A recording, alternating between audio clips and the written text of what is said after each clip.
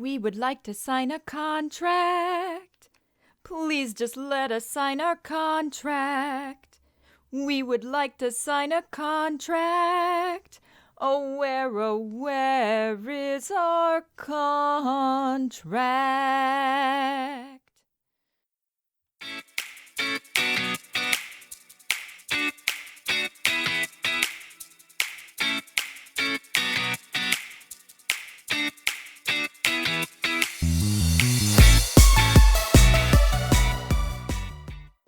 I'm sure it's fine, but it was lagging for a second, so I wasn't sure. Oh, because we definitely didn't do any of those claps at the same time. But I'm sure you can splice them together. It's pretty self-explanatory. Especially now that we're recording after we randomly talked for over an hour because we haven't seen each other in golly knows how long at this point. I've lost track. Yep. I've lost track. Time. It's what, like 3 months? Uh-huh. Forever. And ever. And ever. So, hi, everybody. Hi, guys. Crickets. It is a little odd coming back to a comedy podcast after all the things that have happened in the United States in the last, 2 weeks? 3 weeks? Yes. And everything that is still very much actively going on right now. We did not post an episode last week out of respect for the unrest in our country. And we thought it would be more respectful of us to take a moment of silence, educate ourselves, and acknowledge the issues with racism in our country as opposed to just skimming over it and pretending like racism doesn't exist. Because racism does exist, and it's something that we're going to have to come together as a whole community, as a country, and as a globe to change. Instead of an episode, I posted a list of resources on racism and white privilege that can be used to educate yourself as well as children, since I haven't seen a ton of resources for explaining racism to kids. And you can find this on our Instagram. I even recommend some of the kids' books for adults, as they really do shine a light on Black lives in America and how we can all work on being better. We are going to be highlighting some Black creators for the foreseeable future, specifically podcast creators. And guys, I can't tell you how many awesome podcasts I found in like 5 seconds out there that I didn't even know existed until people were sharing them through Instagram. So I have a list of new things to listen to that are pretty awesome. But the one I want to share with you guys today is For All Nerds podcast. I actually found this just kind of scrolling through Instagram. Someone had posted their podcast as a recommendation to listen to. And so I went and kind of looked through their stuff and was looking through their Instagram stories. And one of their hosts, Tatiana, was giving a really powerful statement on the current and past times of racism in America. I was like, I gotta hear more about what these guys have to say. I'm gonna actually read you their description of their podcast because I really don't think I can say it better than the way that they have already described it. So the For All Nerds show are the multicultural maestros. For All Nerds discusses the week in geek while keeping an ear to the street for the topics and controversies that affect the world of fandom, all from the perspective of people of color. Show hosts DJ Benjamin, Tatiana King-Jones, and Jeff J.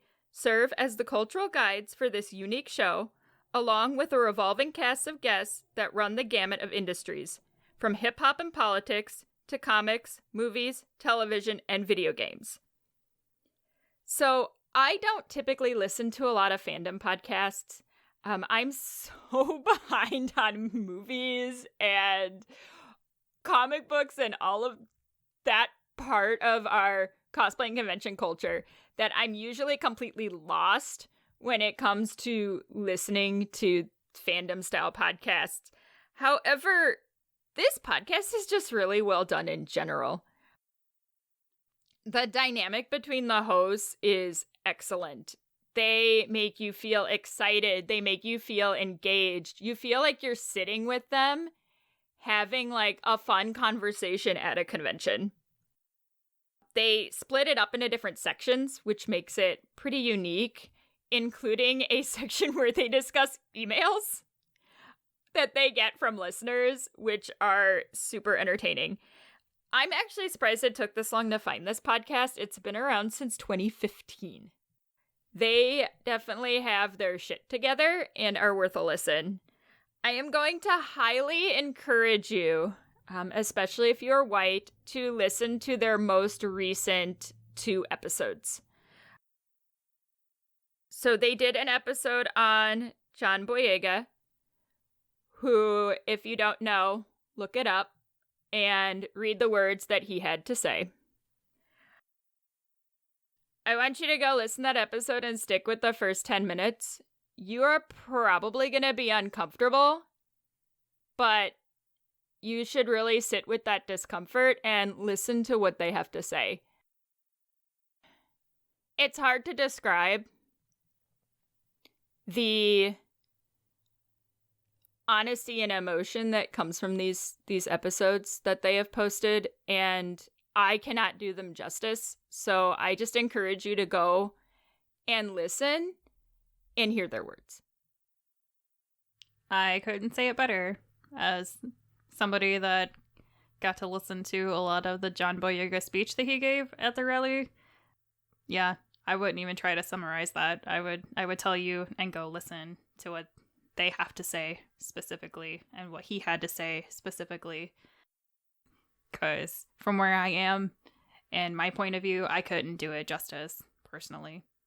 But it's very moving. But I'm definitely I'm gonna stick with this podcast. They're really enjoyable. Speaking of the cosplay community and the convention community, who's noticed that suddenly, out of the woodwork, conventions now want to have POC cosplay guests? Why ever would they suddenly be wanting to consider that just out of the blue when they were never doing the effort to have it before? Gasp! You know what else I would like to see?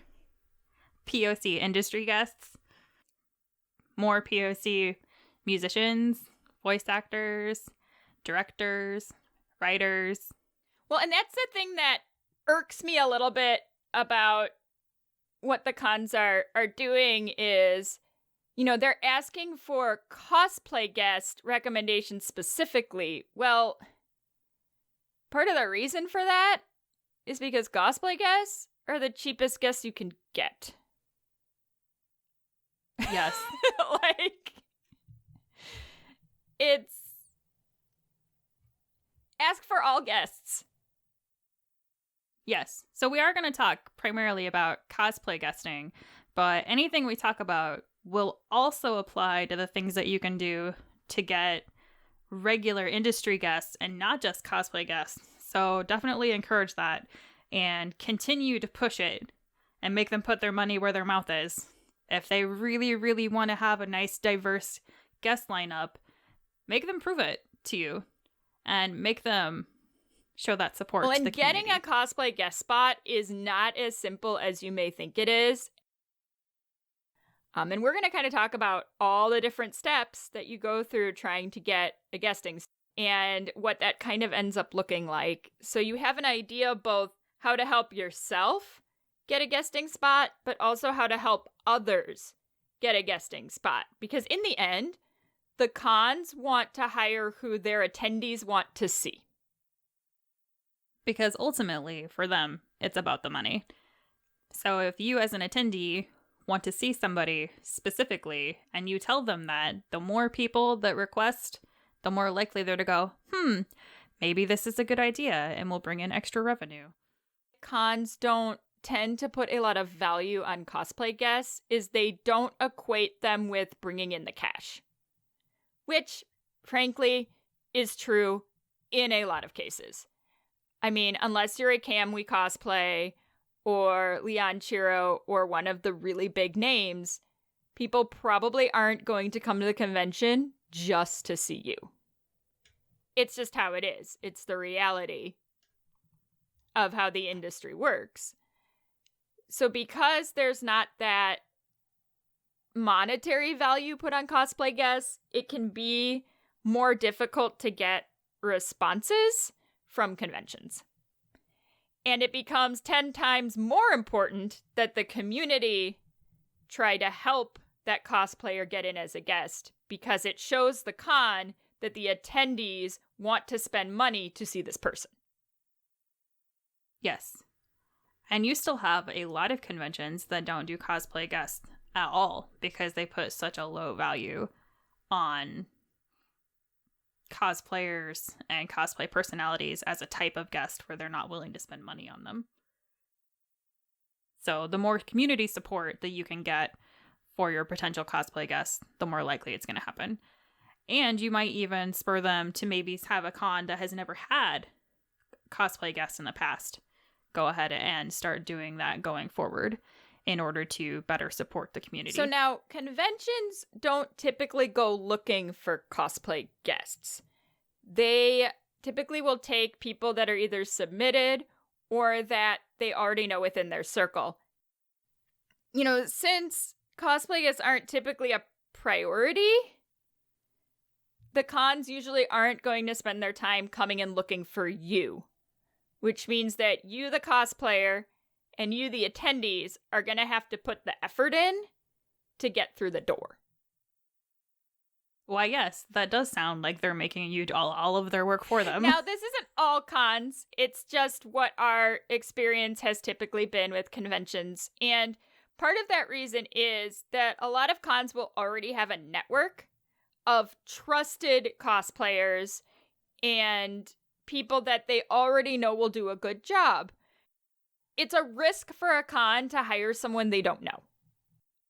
Organizers from cons and cosplay competitions and departments go to a lot of other events and do a lot of networking with other people, which is why a lot of times you'll see the same people from event to event to event. So if I see a particular cosplayer and I know that they do a good job with attendees and with panels and judging, and they have a very personable personality where people want to go talk to them, maybe they have a table that's always full when they're there, I'm going to know that that person is probably a reliable person because of what I've witnessed at this other show.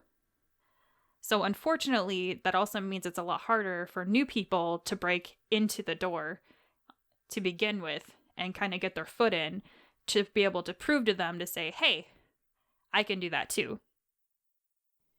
It's more dependable, less of a risk.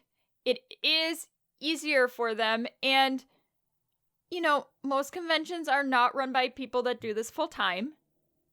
So, you know, I don't want it to come off like we're bashing how cons are doing this. It definitely makes sense, the route that they are going, because it's safe. And you want to protect your business, and it makes sense. You know, it's kind of the same as how you basically get a job nowadays. You have to know someone. I mean, that's how I got the job I currently have. Someone I know called me and said this job is available. Like, that's the way that our system works as a whole now. Like, just randomly applying into the ether doesn't always work. That's how I ended up with the job that I have now, is that I was told about it. And, well, the company that I work for now, I was told about an opening there. I was mildly coached on some things that I should probably do, given some advice going forward on how to handle the interview, because it's kind of an odd interview structure, and got my foot in the door. And only then, after I worked hard for several years, I was able to kind of move up. And it's the same way with guesting, is getting your foot in that door might take some networking. And then you might be able to expand your horizons from there. But again, for anybody new on the outside, if you don't have that in to begin with, it's a little bit more difficult. It took us 5 years to get to the point that we are today, and we would be considered what I like to call middle of the road cosplay guests, where we're at the point where we tend to get all our expenses covered, but we don't actually make any money. And in most cases, we do end up in the red still. But that took 5 years, and that took many, many years of doing small one-day free gigs to build a resume and to build a relationship with the community so that other conventions would hire us. So unfortunately, you're not going to be able to jump from 0 to 60 and be getting flown to Europe with all expense paid trip to a convention. You're going to have to start at the bottom and work your way through. I know that a lot of people would really like to skip that and would like to be paid from the get-go, but in most cases, that's not going to be the route you're going to be able to go. There are some cosplayers that have been able to skip that step of doing the free one-day events, but they are few and far between, because we are going to be talking about what the most common guest experience is and not the more cost-famous, super popular, professional cosplayers. So those cosplayers who make their living off of cosplay, that isn't the type of guesting that we're discussing today. It somewhat reminds me of this comic that we had cut out and kept on the fridge. And essentially the premise is the road to success is a long one, but there's very little traffic because most people seem to think there's a shortcut. No. For the majority of us, we will cap out at middle of the road, and that is where most cosplay guests will sit. It's just kind of how it rolls. You're typically going to stay in that spot. Most of the people that make money off of guesting have tables. So that's where they're actually getting their money from, is a product in which they sell. Be aware that if your first go-to is prints, you're probably going to barely make your money back for a while. Prints don't tend to sell all that great unless you are more like a model cosplayer. So just be cognizant that you may not make a lot of money even if you are given a table right off the bat. And we're okay with being mid-tier because I don't want this to be my full-time job. I have a great time going to cons, and I have a great time doing programming and judging and talking to people about cosplay and their passions and their costumes and their plans and their dreams, and I love all of that. But I have a day job, and that's what pays my bills. So I don't need this to be my day job. We are totally content with this being a side gig. So, that isn't our goal, and maybe at some point we'll have someone come on who can talk more about that professional cosplayer level. So if you want to be helpful to a cosplayer, a lot of conventions will have a guest requesting form or an email that you can submit to. Please ask the cosplayer, by the way, before you submit them if they don't typically do appearances, because contrary to popular belief, not all cosplayers want to be cosplay guests. A lot of people are not socially ready for that much attention, necessarily, even if they're fairly popular online. Some people don't want that one-on-one personal interaction. So if they don't have cosplay appearances posted on their social media or their website or whatever they may have as far as their online presence is, ask them first before you just start blindly submitting them to all the events that you go to. Well, and if they don't have a guest request form, a lot of times there's an email. You can try Facebook Messenger, because we've had some luck there with a few cons. Particularly conventions that aren't very responsive through email will sometimes be extremely responsive through Facebook Messenger. You could also try not only the general contact email, if there is one, or general contact form. If they have emails for their cosplay department specifically, or their guesting department specifically listed, you can contact them. If they have masquerade contest info, if this is some place that you would like to judge at, or perhaps suggest a judge for, you could try contacting their cosplay contest director directly and see if they can kind of push it through. And you could do all of those avenues at once and just kind of throw everything at the wall and see where it sticks. That's how this works, guys. You're basically gonna throw your information into the ether and see if anything lands. You might get a lot of non-responses, and you might get some no's, but if you don't try at all... Oh yeah, 9 times out of 10, they're not gonna respond to you at all. Kind of like when you apply for a job. At all. You're just never gonna get a response. You will not get a nice rejection letter. You're not gonna know if they got your email. And it's kind of up to you to decide whether you want to do a follow-up or just let it kind of fall into the ether of nothing. I do want to put out a little warning, because I've seen this a couple times right now. Just a little FYI. Make sure you research a convention before you accept a guesting spot. You want to make sure that a con aligns with like your values and your morals and your beliefs. You need to do your research and make sure that that is a convention you want to support, because there are unfortunately quite a few conventions in the United States that have some seedy dealings all over the United States. The other thing you could consider doing is contact maybe some other people who have gone there before, whether those are attendees, dealers, artists, other guests, and see what their experiences were. Even if they didn't have dealings with that specific department that you're going to be dealing with, it might give you an overall idea of how the company culture runs for that organization, and maybe give you a little bit more insight in what to expect. How professional they might be, if they have everything that they said that they were going to have as far as they're part of the deal, they're part of the contract for their vendor booths or their guesting gigs, all ready to go, or if somebody showed up and the room wasn't reserved in their name, or anything in between. I mean, at least if you're gonna accept it, but you know ahead of time that things may be a little chaotic, at least you're prepared. And you can take extra steps to hopefully mitigate any potential issues.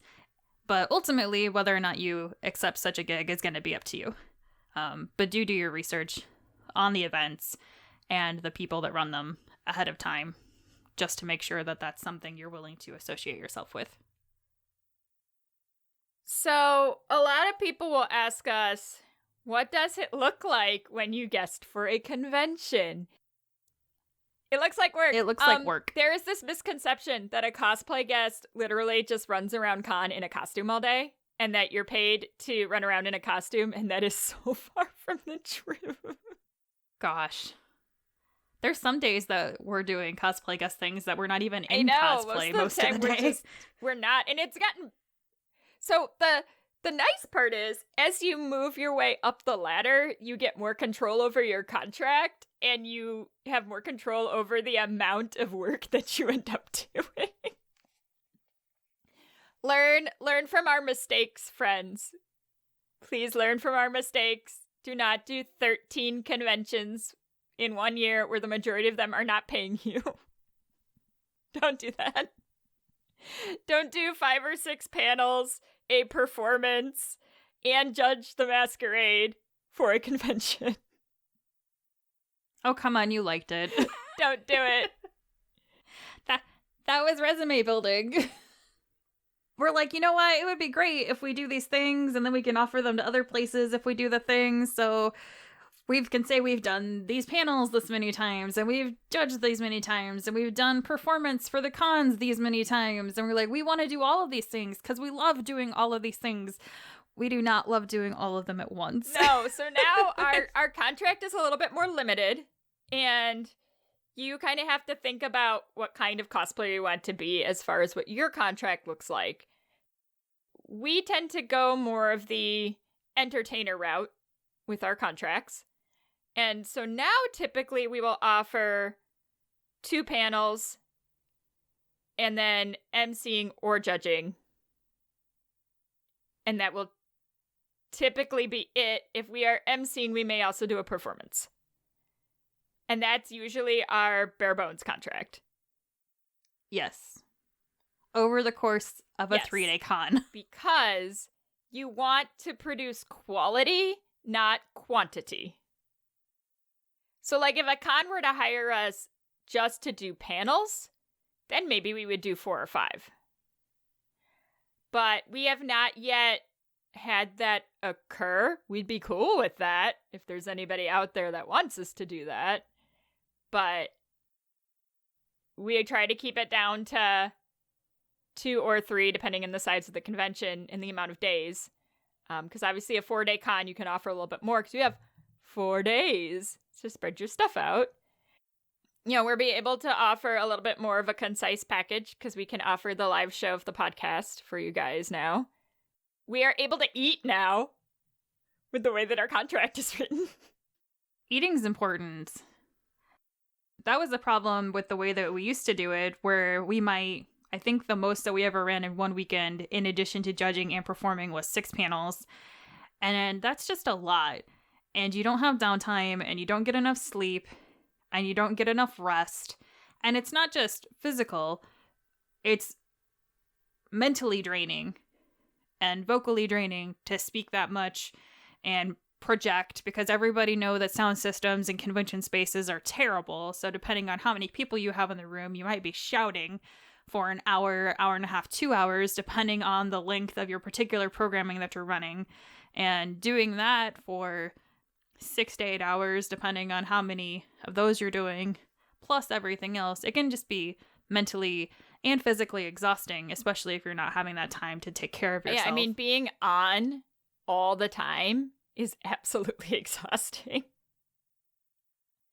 And we love it. We love being on. We love putting out quality programming. We love judging. We love performing. But you can't have too much of a good thing. Well, because the problem is, so you're doing a show, and performers out there totally understand what we're talking about. You're doing your show, and you get that, like, performer high, and you go up, up, up, up, up, up, up, up, up, and the second your show is done, you crash. So when we do the live show, it's up, up, up, up, up, up, up, up, crash when we're done. When we MC, same thing, because you're expelling all of this energy, and then the second it's over, that anxious, amped up energy releases, and then you need a nappy nap. And typically food. Nappy nap and snacky snack. So think about having to keep consistently doing that over and over and over and over and over in a weekend.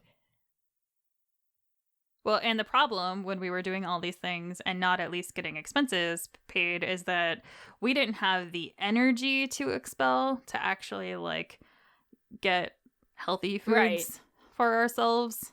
So we would end up ordering out or buying $8 coffees at the coffee shop or what have you.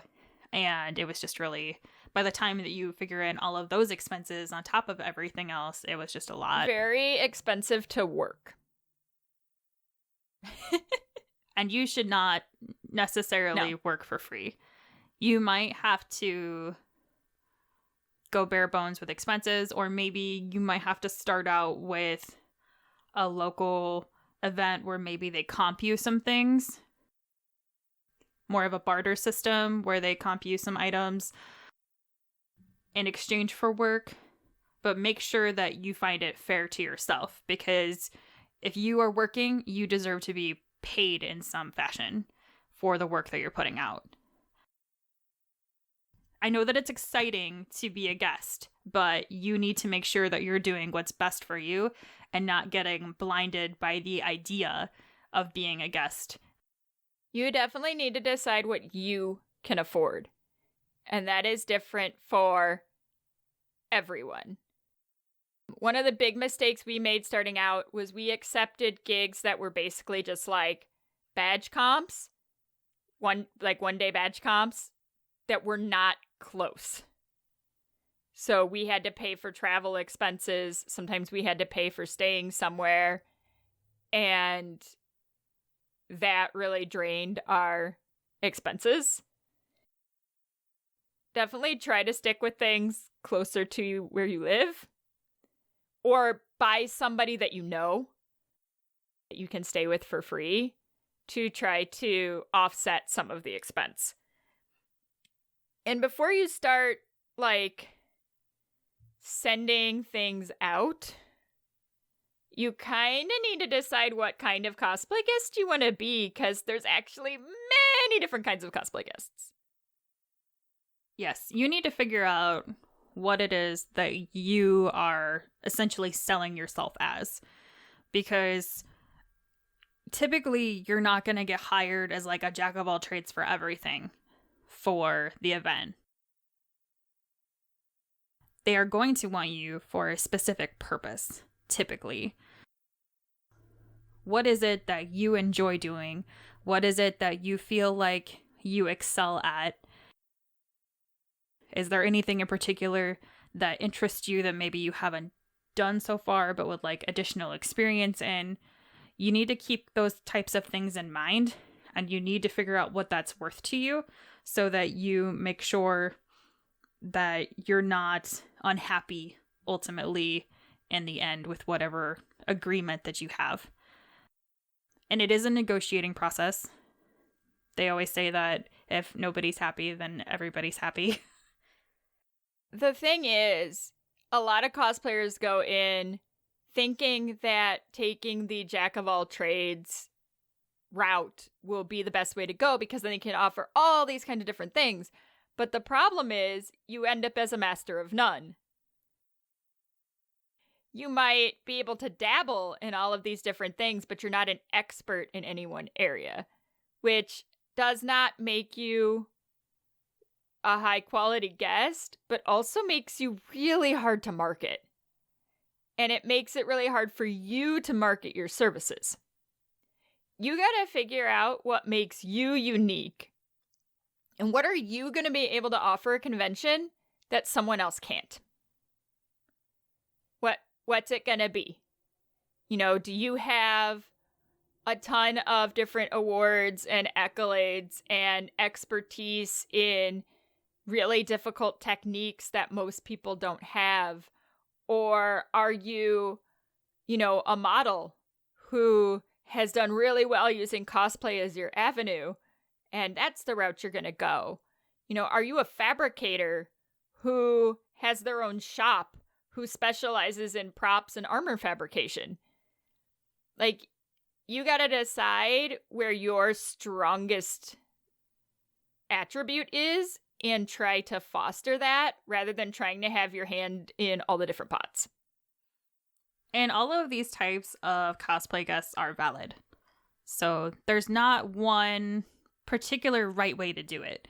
You just need to find out what you enjoy doing, what you can do well. That'll help you to then sell that. Because essentially, when you're asking for a guesting spot, it's very much a job interview, and you are selling yourself. You are the products and services that you are trying to sell to the convention, whether it's a for-profit con, a not-for-profit, a school-run, a local club, just a group of people that hang out on the weekends and thought it'd be great to put an event together in their small hometown, whatever it might happen to be. So you need to figure out how to best market yourself and sell yourself, because essentially that's what you are.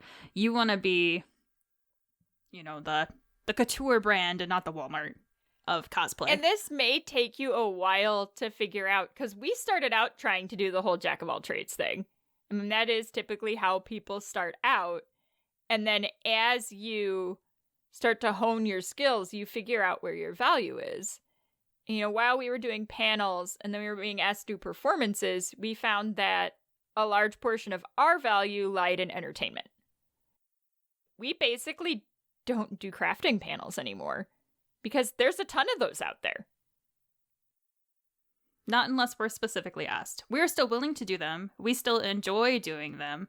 However, other people can also do crafting panels. Other people might not necessarily be able to do cosplay-related entertainment panels in the same fashion that we do. And so that's just our little corner of the world that we decided that we wanted to focus on. And it'll be different for you. It'll be different for everybody. And there is no right or wrong answer. I don't really think there's one that's easier than another either. I think they all have their ups and downs and their challenges. But it's a lot about figuring out what you're passionate about, and in the end, what is going to bring you the most joy.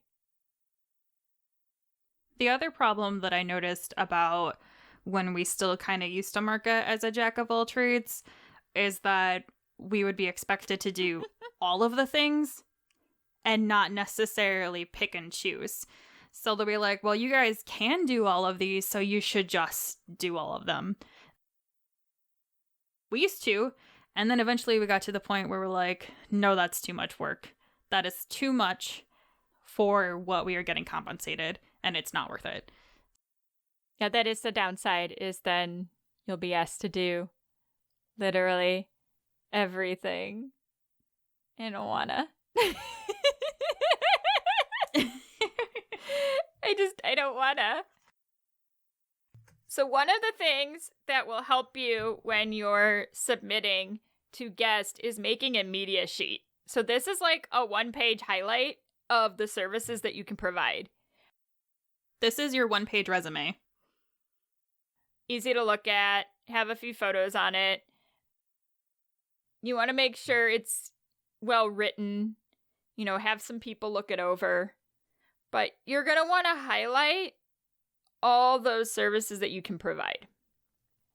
You're also going to want to have some sort of paragraph that you send in the email that kind of gives the convention some of your background and highlights your services in slightly different ways. So kind of like a cover letter. Basically, this is how to get a job 101. Yes.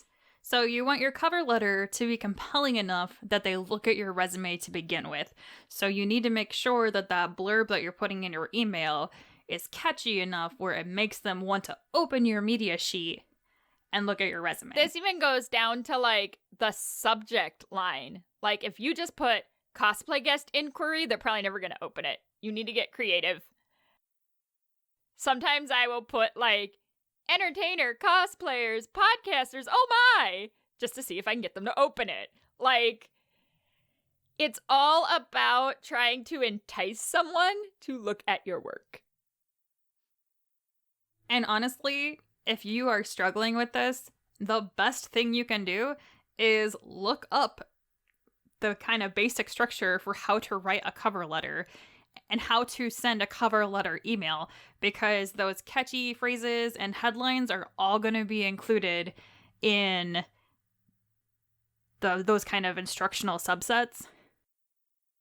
And you can have other people that do guesting look at your stuff. Most of the guests that we know are very, very willing to assist other people in kind of perfecting and honing their own you're marketing welcome of to themselves. holler at us, and when we can, we're happy to get to it. One of the best resources I found on Facebook is actually a group called Cosplay Marketing. And it's full of people that either have attended as guests or currently attend as guests, and some people that want to attend as guests. And it's all about marketing yourself. And it's not necessarily just for guesting. Some people also use it for cosplay-related shops or their photography, modeling websites, things of that nature. So it's a good mix of people who are typically fairly helpful. So you could always check them out too and use a search function. That's like Facebook group rule 101. Use a search function and see if your question's been asked before. And read the rules. Just like we tell you with competitions, read the rules. It's rule number 1. But they're a really great group of people, and you'll probably be able to learn a lot from them. Well, and I totally get the excitement about wanting to become a guest, but If you sit down and you take all this information and you look at it and you're like, wow, I can't think of that one thing that I should focus on, you may want to give yourself some more time. There's no rush to becoming a cosplay guest. It's not like, oh, I've been cosplaying for 3 years, I need to be a guest now. Like, there's no time stamp. Guys, we're old, and we just started guesting 5 years ago, and we've been doing this for 20 years. And there are some people that will go their entire cosplay career and not want to be a guest, and that's fine. It's not a requirement. There's no, like, special merit badge that you get for your cosplay sash that says, I was a cosplay guest. You're not winning cosplay if you become a guest. No, it really doesn't make that big of a difference in the grand scheme of things. I mean, yeah, it's a job, and I think a lot of people don't realize that it's a job. But if it's a job that you think you would enjoy doing, I do find it very worthwhile. And we're being honest about how much work it is, because we want all of you to understand what guesting is really like, because there is that rose-colored glasses kind of outlook on it. And we want you guys to know what you're getting into before you submit to a con and you sign a contract. Because now you're stuck. But we wouldn't have continued to keep doing this for 5 years if it wasn't worth it. But that means that it's worth it to us. And what we are doing right now is worth it to us. Ultimately, you need to look at your own situation and what the events might be willing to offer you for the amount of work that you provide, and see if you would consider that worth it to yourself. I mean, we love being with attendees and performing and being able to share our knowledge with you. And that's why we try to guest at cons, because we like being involved with the community and making those relationships and just trying to take those 20 years and now guide the new children along into their cosplay journey, because we are totally con moms. We're definitely, we are so definitely con moms, con it's moms. not even funny. I am the person during the contest that will feed you. I even think, just even back to our last contest, remember when we were sitting next to that nice couple and he was so hungry and I gave him all the jerky? Yes. I will, if you find me at a contest, guys, I will have food. Please come to me. I will feed you. There will likely be food and quick fixes and over-the-counter pain remedies. Probably Pepto-Bismol, because I usually hand that out too. A little bit of everything. There's usually a little bit of everything. And if there's not it there, we can usually find somebody that has it. We've done this for long enough that we typically have an emergency kit.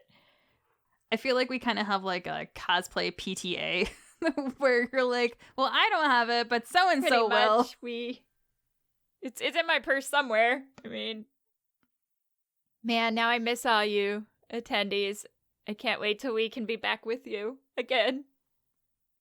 To be fair, she missed you before. She just hadn't said it. I do. I know.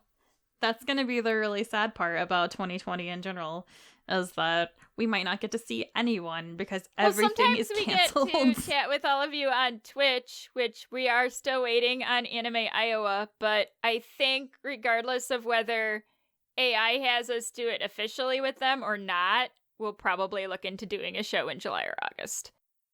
Because we miss all of you, and we want to chat with you guys again, because that was a really good time.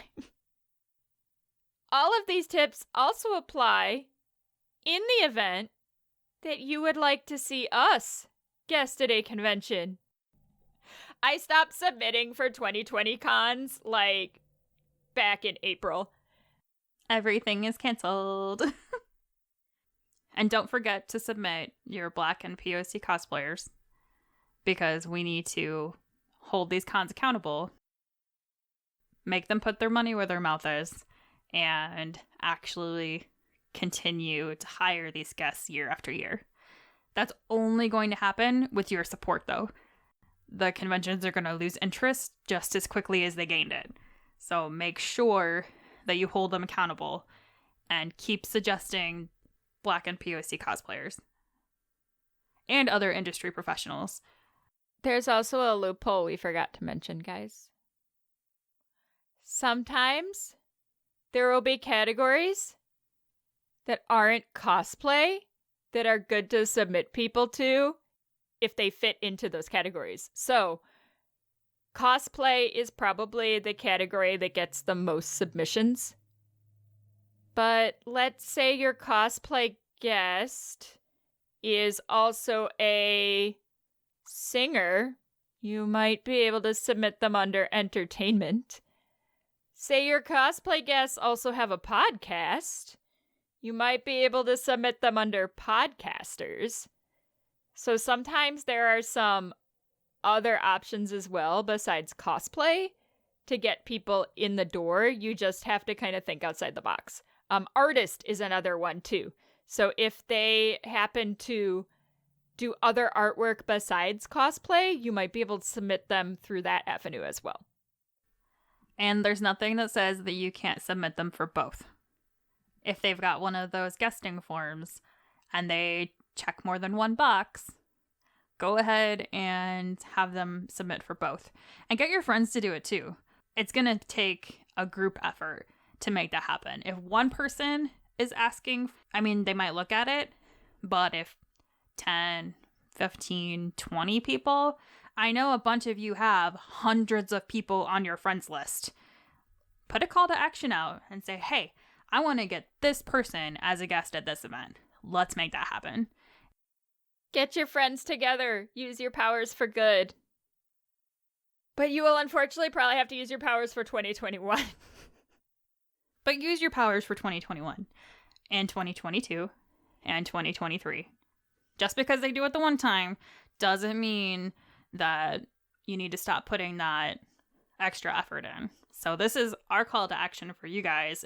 If you want to support cosplayers, whoever your favorite is, especially if they are Black or POC, you need to make sure that you are showing them that support directly to the convention.